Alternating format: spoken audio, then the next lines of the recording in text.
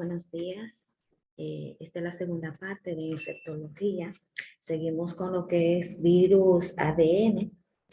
Acá vamos a mencionar que los virus son parásitos intracelulares obligados que usan la síntesis celular para replicar la partícula infectante.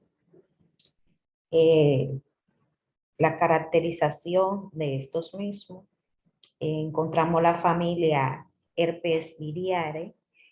Incluye virus de ADN de tamaño mediano de doble cadena con una nucleocapsid de simetría cúbica con 162 capsómeros. Dentro de esta vamos a ver los agentes etiológicos del síndrome mononucleósico con anticuerpos heterófilos negativos.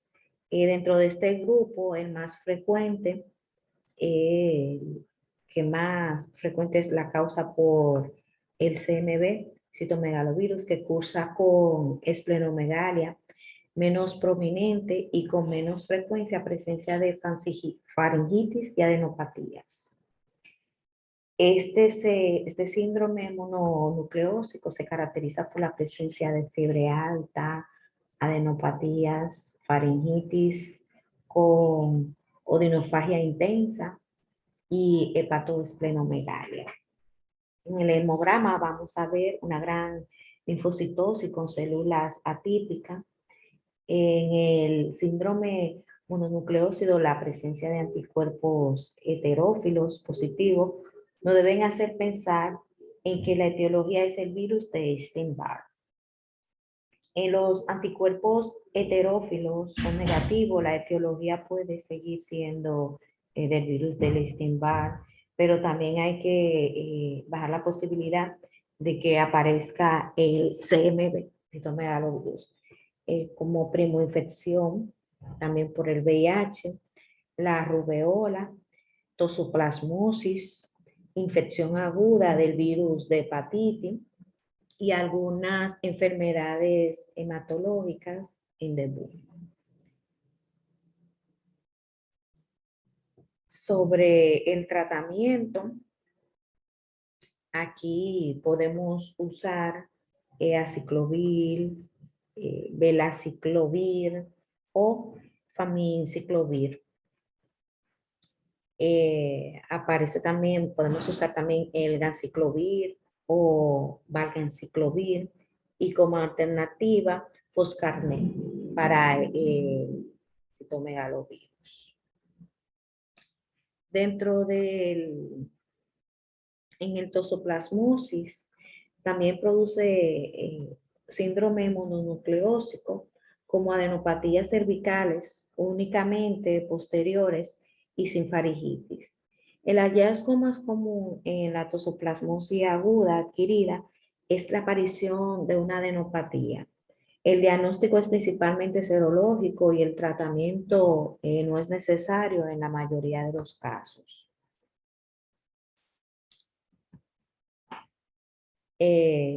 Más adelante vamos a seguir hablando de lo que es el tosoplasmosis cerebral.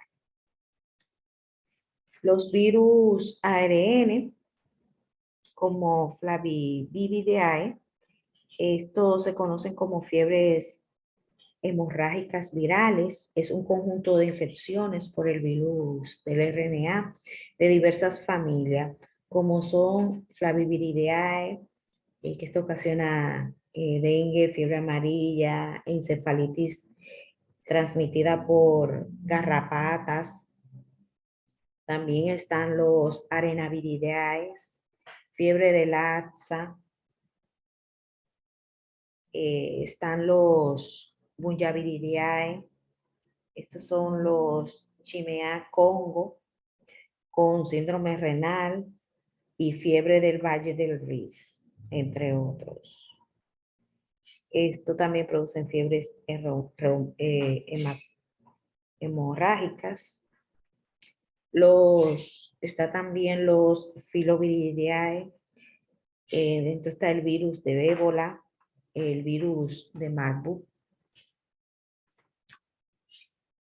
El dengue es una infección frecuente en muchos países del Caribe, Centro y Suramérica, y Sur del América, perdón, así como de África y del Lejano Oriente. Está producido por arbovirus.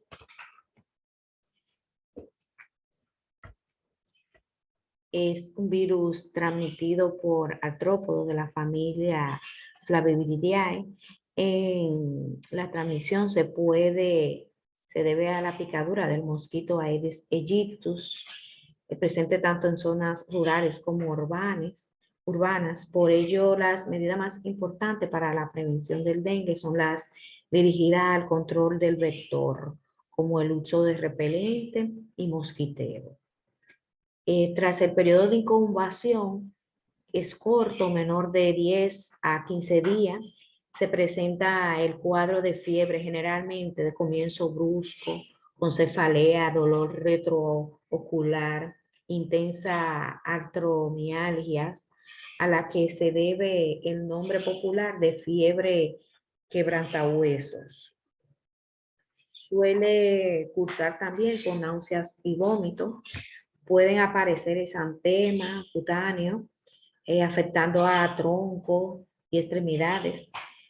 En el eritema generalizado con pequeñas áreas redondeadas de piel, en la isla de blanco sobre el mar del rojo, que puede acompañarse de edema. Esto producen dos cuadros distintos. Vamos a ver el dengue con o sin signos de alarma, que es la primera infección por unos de los subtipos. Aquí van a aparecer fiebre alta, cefalea, retroorbitaria, vómitos y exantemas maculopapulosos. Afecta palmas y plantas. Aparece una fase de convalecencia con cansancio. El dengue grave, que se produce por una segunda o siguiente infección del arbovirus. El cuadro se inicia igual con el anterior, pero aquí aparecen exantemas con petequia en piel y mucosa, con una plaquetopenia marcada, signo de aumento de permeabilidad capilar, como edemas, derrames, que pueden acabar en shock. Se debe actuar de forma precoz por su elevada letalidad. Clínicamente se suele clasificar la infección, el dengue clásico del dengue hemorrágico. Hay que tener en cuenta que se trata de un espectro de gravedad dentro de la misma enfermedad. El único dato que lo distingue en forma hemorrágica es el sangrado. La forma hemorrágica más grave son más frecuentes en la reinfección que en la primoinfección. Se suele ver en oriundos de los países endémicos, más en viajeros procedentes de otras regiones. Una de las manifestaciones clínicas más frecuentes del dengue hemorrágico es el derrame pleural. En cuanto a la manifestación analítica, la más característica, aunque no aparecen siempre, son la trombocitopenia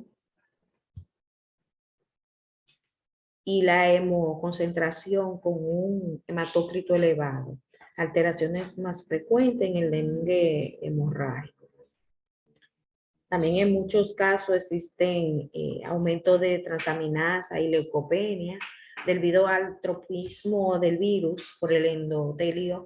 Se produce fragilidad vascular, se puede evidenciar con la aparición de la línea quimóticas en la piel cuando se ejerce presión sobre ella como signo o prueba de torniquete positiva.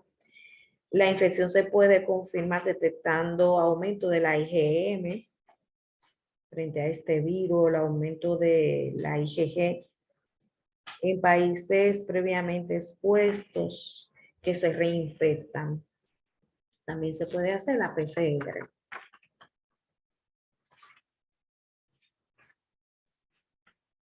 Sobre el virus de la gripe, este produce una infección que puede complicarse de forma de neumonía por el previo virus o por sobredosis del neumococo o estafilococo aureus.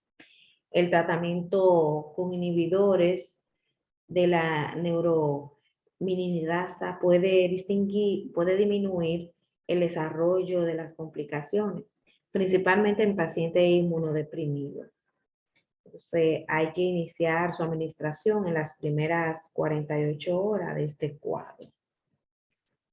La neumonía por el virus de la influenza tiene predilección en pacientes embarazadas, sujetos obesos o pacientes con patologías cardiorrespiratorias crónicas. Radiológicamente se observa un infiltrado intestinal bilateral, intersticial, bilateral. La evolución es progresiva y con elevada mortalidad. La sobreinfección bacteriana afecta a ancianos y pacientes con patología pulmonar previa. Los agentes causales típicos son neumococo, Haemophilus y Staphylococcus aureus. También podemos ver otras complicaciones como rabdomiolisis, miopericarditis y trastornos neurológicos. La profilaxis de la infección gripal se realiza mediante la vacunación en otoño en los sujetos especialmente susceptibles, como los pacientes crónicos con cardiopatía, broncopatías, nefropatías, mayores de 65 años infectados por VIH y determinados grupos sociales, ya sea sanitarios, policías, los bomberos. Otra complicación de este virus de gripe es el síndrome de Reye, que se trata de una encefalopatía hepática que afecta a niños con infecciones por influenza tipo B en tratamiento con aspirina. La vacuna se prepara según las modificaciones antigénicas previas para el invierno, con virus inactivados enteros o fraccionados. La vacuna está contraindicada en alérgicos al huevo.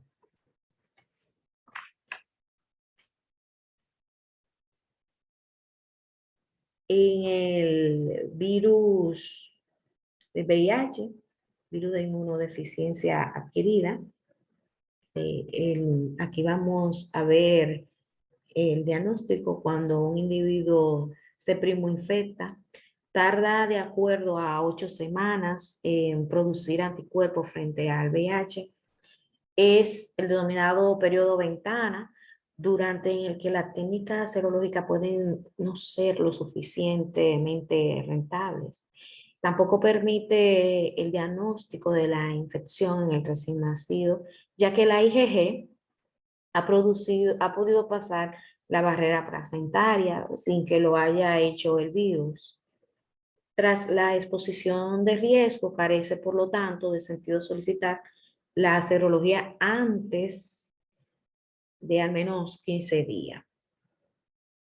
La técnica de diagnóstico directo va a ser detección de ácidos nucleicos, PCR,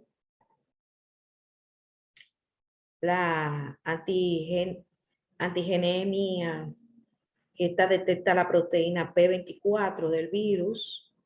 Esta se ha visto reemplazada por otra técnica de desarrollo más reciente. Sobre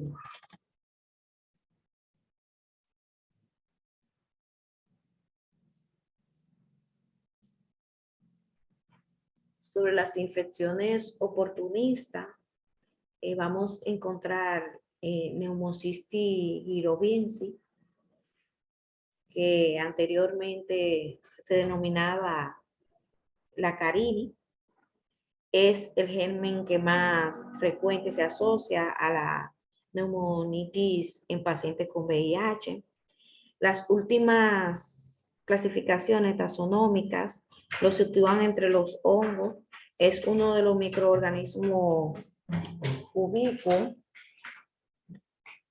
Esta infección está infectada en la gran mayoría de la población, pero característicamente solo produce patología en sujetos con menos de 200 linfocitos TCD4.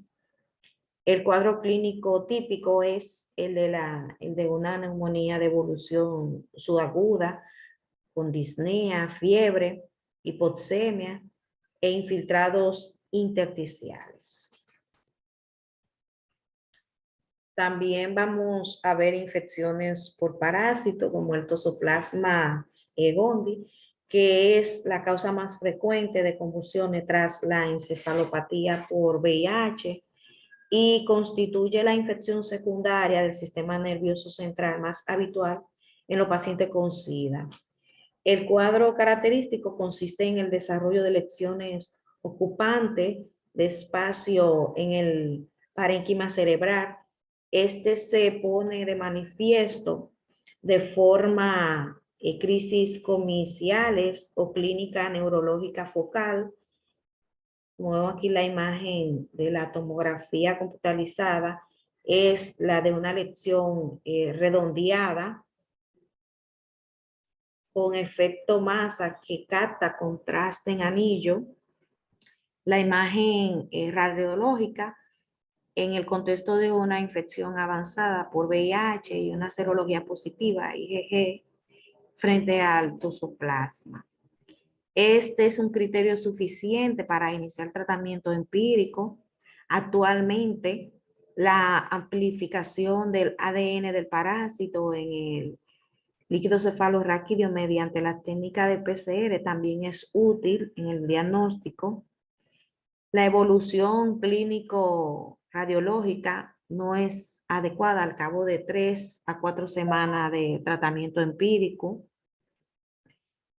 Está indicada la realización de una biopsia cerebral para diagnosticar otras patologías como ascenso o un linfoma cerebral primario.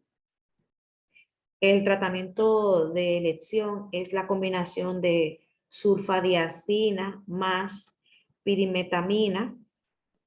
La profilaxis primaria en presencia de menos de 100 linfocitos T de CD4 se realiza con cotrimazol.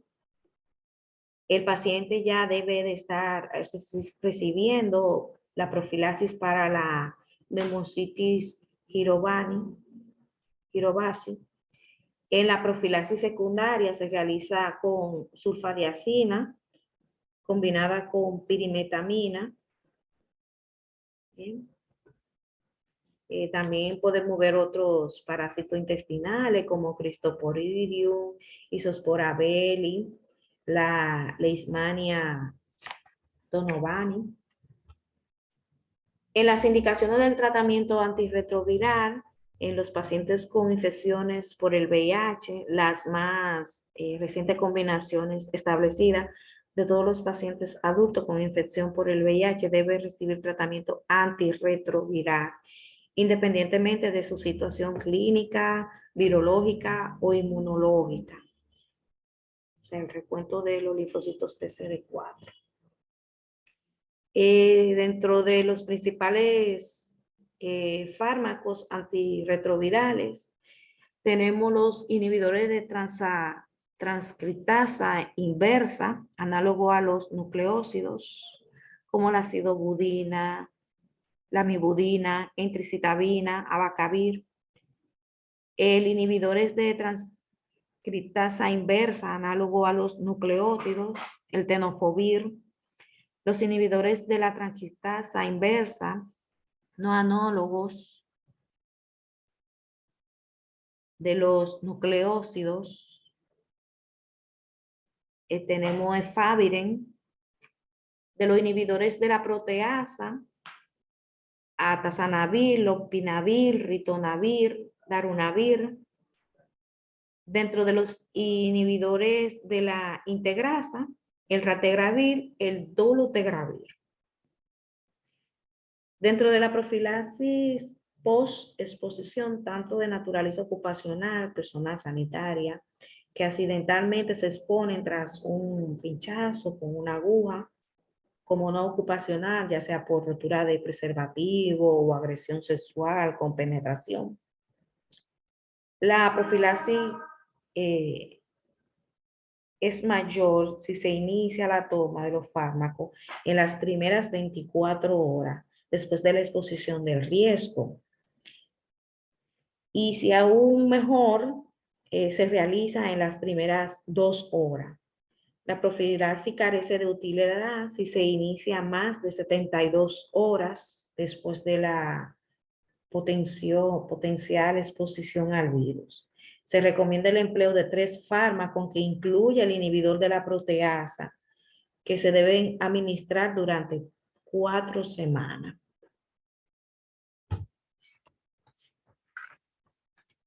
El paludismo, que es la enfermedad parasitaria más importante en el ser humano, ya que se estima que causa entre 1 o 3 millones de muertes anuales.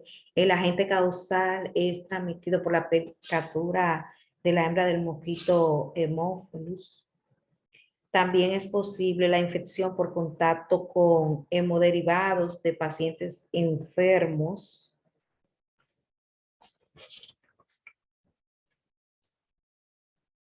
Las complicaciones crónicas, esplenomegalia tropical, nefropatía palúdica asociada al Plasmodium malariare, que este es un síndrome nefrótico por depósito glomerular de inmunocomplejos, con histología de glomerulonefritis focal y sedentaria. Dentro de las complicaciones del paludismo grave por Plasmodium falciparum, este provoca una destrucción de los hematíes, la adhesión de los mismos al endotelio vascular, por lo que tiene un curso más grave con trastornos circulatorios, sobre todo en cerebro y el corazón. El paludismo cerebral, como encefalopatía por trastornos circulatorios sanguíneos, cursa con alteraciones en el nivel de conciencia, como es frecuente las convulsiones, aparición de focalidad neurológica. Hay hipoglucemia causada por el consumo de glucosa por parte del huésped y el parásito, el fallo en la neoglucogénesis hepática, se puede ser agravada por la quinina y la quinidina, que estimula la secreción de insulina. Aparece insuficiencia renal, edema pulmonar no cardiogénico, la mortalidad superior al 80%, trombopenia, coagulación intravascular diseminada, sepsis, sobre todo por sobreinfección por salmonela o acidosis láctica o anemia normocrónica. El diagnóstico se realiza mediante la visualización de las formas asexuales del parásito en una muestra de sangre periférica, como frota y gota gruesa, teñida con gienza. También es útil la detección de antígeno palúdico en sangre mediante la técnica de inmunocromatografía. El tratamiento son sensibles a la cloroquina, el falciparum es resistente a la cloroquina, quinina con doxiciclina. En niños y embarazadas se utiliza quinina con clindamicina. Son alternativas atovacuona con proguanil de la malaronina. Derivados de la artemisina, o mefloquina, que no se considera de primera elección por ser la peor tolerada. Ya en caso de paludismo grave se debe realizar tratamiento por vía parenteral con quinina o quinidina o lumefantrina por vía intravenosa. Y se considera el ingreso a unidad de cuidados intensivos. Aquí en la amebiasis, la entamoeba histolítica, esta es una ameba de distribución mundial, aunque es la más frecuente en áreas tropicales o subtropicales en vía de desarrollo. Existe una especie no patógena que es la entamoeba dispar, cuyo quiste y trofozoito tienen el mismo aspecto que la entamoeba histolítica, que esta sí patógena, siendo las diferencias antigénicas que esta se transmite por vía fecal oral. La transmisión es fecal oral a través de la ingesta de quiste, cuyas resistencias ambientales le permiten atravesar la barrera ácida del estómago. Puede producir múltiples manifestaciones, estando el portador asintomático, es la situación más frecuente, a cuadros de diarrea poco importante o de disentería grave con ocasional ulceración colónica. Por vía hematógena, el colon puede llegar, desde el colon, puede llegar al hígado provocando una formación de un acceso al mediano hepático con típico contenido achocolatado. Otra complicación es la presencia de masa pseudotumoral en el ciego, amebomas. El diagnóstico se realiza mediante examen directo de las heces. En el acceso amebiano se debe diagnosticar por serología con una sensibilidad del 90% a partir de la primera semana, a diferencia de la disentería bacteriana, que está cursa con presencia de leucocitos en S debido a la destrucción de las células por el parásito. El tratamiento de la infección intestinal, como la de hepática, debe incluir amebicida tisular, como metronidazol, tinidazol o cloroquina, seguido de una amebicida luminal, como paramonicina, siendo de segunda elección el iodoquinol o el furoato de diloxanida. En el acceso hepático suele resolverse bajo tratamiento médico sin necesidad del drenaje quirúrgico ni percutáneo, excepto en caso de ausencia de respuesta con el tratamiento médico o riesgo de rotura inminente. En la teniasis, Teniae solium, procedente de cerdo, y la Teniae saginata, procedente del ganado bovino. La ingesta de huevo ocasiona la infección por la larva. En vez del parásito adulto, se produce una enfermedad denominada cisticercosis.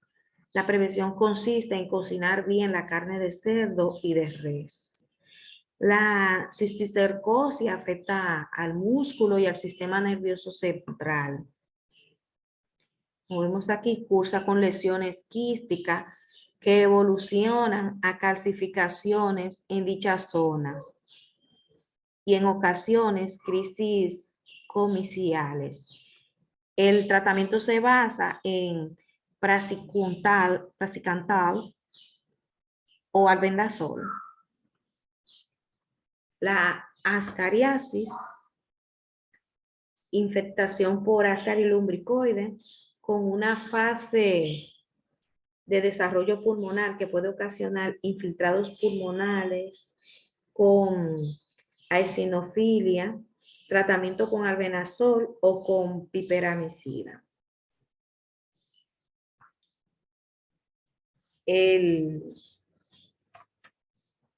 esquistosomiasis La infección por Schistosoma manzoni es endémica del Caribe, la región oriental de Sudamérica, en el África subsahariana y Oriente Medio. Ocasiona cuadros de fibrosis periportal con hipertensión portal y pulmonar. Se adquiere a través de la piel en contacto con agua contaminada. Schistosoma haematobium, esta produce parasitación de la vejiga urinaria, siendo responsable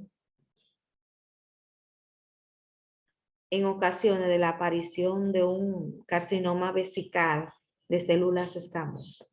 El diagnóstico se realiza por estudio de heces y orina y el tratamiento es con praziquantel.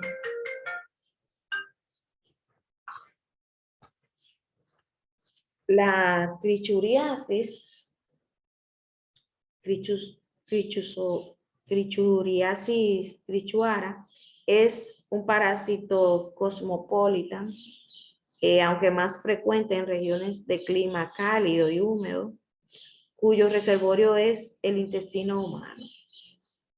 La infección se adquiere por vía fecal oral mediante la ingesta de huevos infectivos a través de contacto con manos o alimentos contaminados con lo mismo. La infección que se desarrolla fundamentalmente en el intestino grueso tiene un periodo de incubación de alrededor de 2 meses y suele ser asintomático. En los casos sintomáticos de tricuriasis, también denominada tricocenfalosis, la clínica típica consiste en una colitis con dolor abdominal, diarrea o heces escasas, pérdida de peso, prolapso rectal, habitualmente en la infancia, y eosinofilia. Aquí se diagnostica mediante el examen de heces, visualizando los huevos del parásito, y el tratamiento se puede realizar con mebendazol o ivermectina. En la escabiasis está ocasionada por el ácaro Sarcotes scabiei, tiene un periodo de incubación de 1 mes. La clínica produce prurito generalizado, más intenso por la noche, suele contagiarse en pacientes y sus familiares. Es frecuente en antecedentes de un viaje reciente a países tropicales. Las lesiones aparecen entre los dedos de las manos, en las muñecas, los pies, los genitales, en las areolas mamarias y en las axilas. Suele respetar la espalda y la cara. La lesión más específica es el surco acárino, en cuyo extremo está la eminencia acarina. La zona de avance del surco y donde se encuentra el parásito, en las axilas y en los genitales son frecuentes los nódulos, sarna nodular, sarna noruega, esta es típica de inmunodeprimidos con hiperkeratosis generalizada y costra. Produce muy poco prurito, pero es muy contagiosa porque existen muchos ácaros.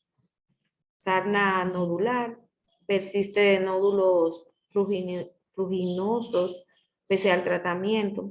Las lesiones suelen aparecer en las axilas y en los genitales y el prurito se debe a un fenómeno de hipersensibilidad frente al ácaro ya muerto y se trata con corticoides.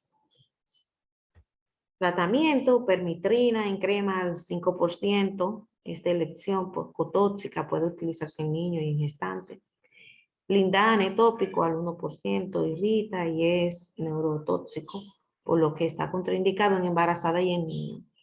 Ivermectina oral, que se emplea en casos de resistencia a los tratamientos anteriores, aunque se posee poca experiencia del uso, pero bastaría en principio de una sola dosis para curar la escabiasis.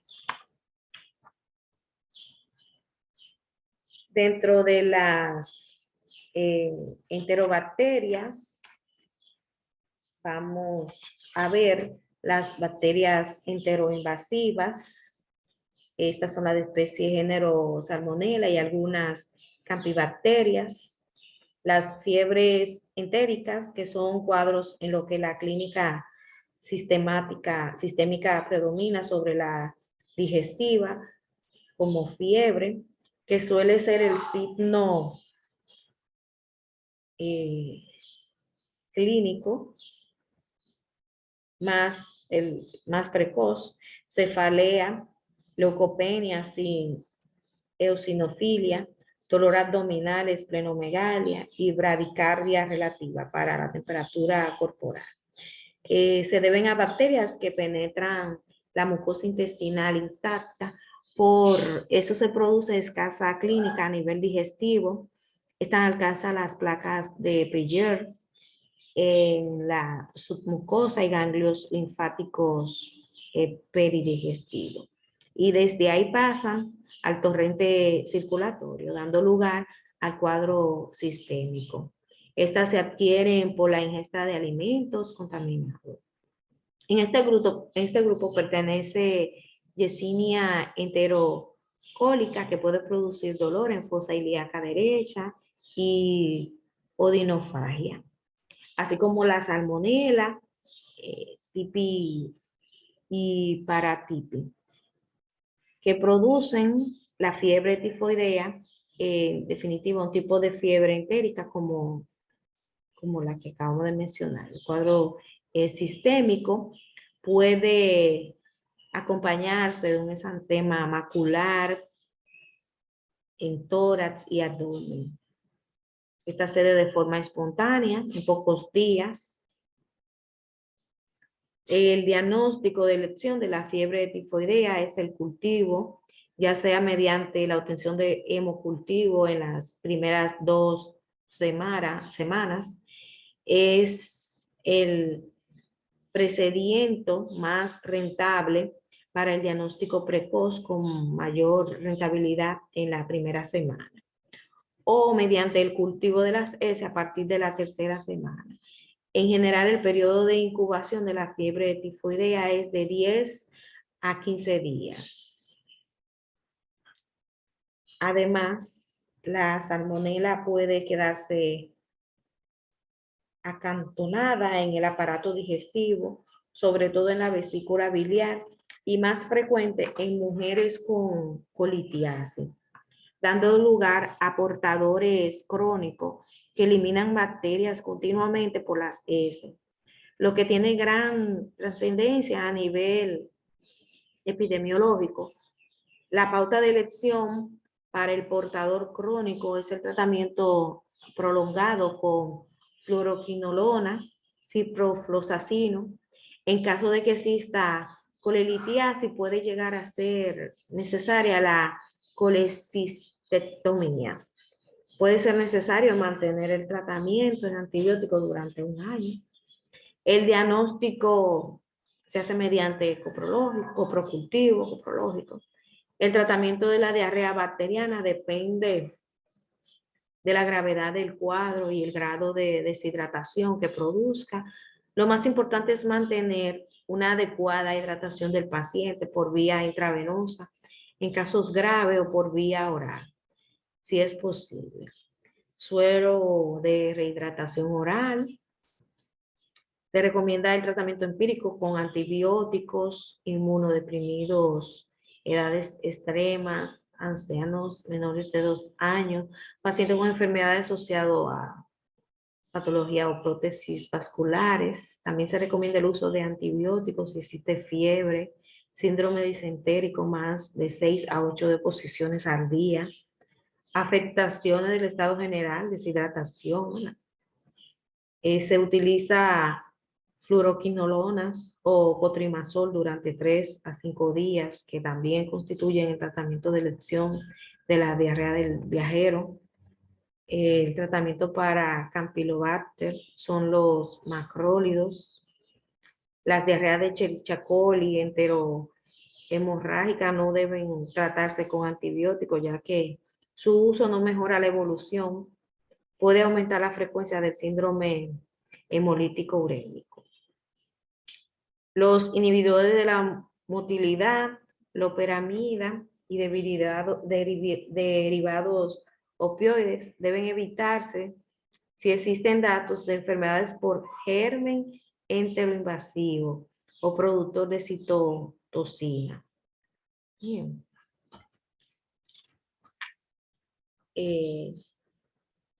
Es cuanto.